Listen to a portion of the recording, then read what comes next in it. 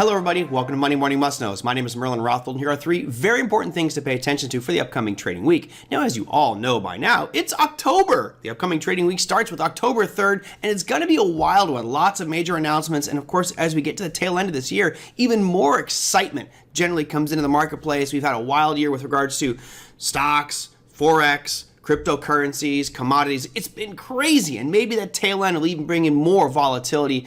Bottom line is it's going to be wild. So let's start things off with what we do know is going to happen, not what we anticipate happening. Let's go into the earnings calendar. Now, this is a very quiet week. There are only 33 companies reporting this week, so a bit of a snooze fest, although there are some major names near the tail end. Now, Monday, you got nothing. It's really, really boring on Monday, but we do see something on Tuesday with Acuity Brands. On Wednesday, we have Lamb Weston and Helen of Troy. And then Thursday, just like last week, is probably the biggest day with regards to earnings announcements. You see some major names like Constellation Brands, McCormick, ConAgra Brands, and Levi's. And for those of you in the cannabis industry, we have Tilray reporting earnings on Friday. Now, of course, this isn't that exciting. Next week is really the major kickoff to earnings season with a lot of the big banks, but those brands, especially ConAgra Brands and Constellation Brands, may create a little bit of market moves for their specific sector. Now, make sure that you check the earnings calendar. Again, there's 33 companies reporting, and I only put a handful of them here, some of the major names, but you should always do your due diligence and look at the earnings calendar to make sure that the companies that you hold in your portfolio are not coming out with earnings, or at least going to surprise you with an earnings announcement.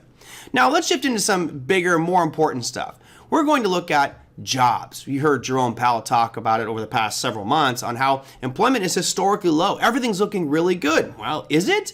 Well, we will get some announcement this week with regards to jobs, which may paint a clearer picture about what is really going on. We start things off on Tuesday at 10 a.m. Eastern Standard Time with the JOLTS job openings. On Wednesday at 8:15 a.m. Eastern Standard Time, you have the ADP non-farm employment change, which is a biggie. On Thursday, you have unemployment claims, which is normal. That's at 8:30 a.m. Eastern Standard. And on Friday, the big daddy, the unemployment rate, which is going to be at 8:30 a.m. Eastern Standard Time. Now, why is this so important? It's important because Jerome Powell, over the past couple of months, starting really with Jackson Hole, has started to paint this very, very negative picture for our markets. He's using very pointed words that sound very, ominous for our markets. He's also said that consumers and businesses should expect to feel some pain. He also says he expects to see moderate GDP growth declines, meaning GDP starting to slow down. He also cited the unemployment rate is at historic lows, and we do expect to see that number rise. Well, we don't know if that's actually impacting the economy at this moment, but I think it is important for us as traders and as investors to keep your eye on this data to see exactly what's going on. What's happening out there with JOLTS job openings and ADP non-farm employment change and ultimately the unemployment rate to see if we can start to spot the trends and how aggressively some of that data may be changing. Now, this, of course, will impact all the equity markets and maybe even some of the emerging markets around the world as they look to the U.S. for guidance as to how the economy is performing. That may create a lot of ripple effects going forward. Now, the other piece that Jerome Powell has been talking about has been rates aggressively raising. The previous meeting was 75 basis points, and now expecting another 1.25 by the end of the year. Oh, the global currency war is on, my friends. Well, let's take a peek at what's happening on the central bank front. We have two major announcements. The Reserve Bank of Australia coming out at 11:30 p.m. Eastern Standard Time for you night owls there. That's a good one. That's going to be late Monday night. Now, you can see there it says 2.35. That's where they're currently at. And the expectations vary widely. I've heard as low as 0 unchanged all the way up to 1%.